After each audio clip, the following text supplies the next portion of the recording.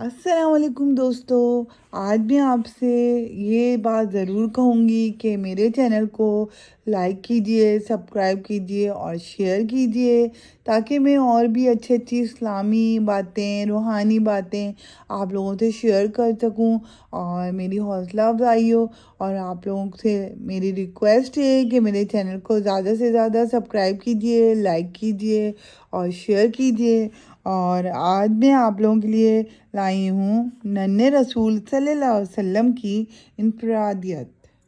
اللہ تعالیٰ نے سب سے پہلے بالواسطہ اپنے حبیب اور رسول صلی اللہ علیہ وسلم کا نور پیدا فرمایا، پھر اسی نور کو خلق عالم کا واسطہ ٹھہرایا اور عالم ارواح میں اس روح سراپا نور کو وصف نبوت سے سرفراز فرمایا۔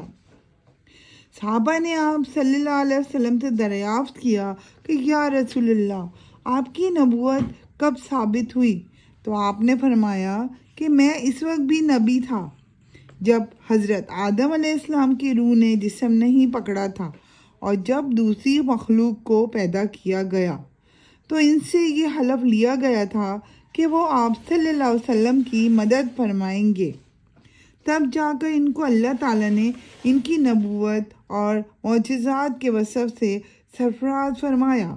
ان سب کے علاوہ رسول صلی اللہ علیہ وسلم کو یہ امتیازات حاصل ہیں۔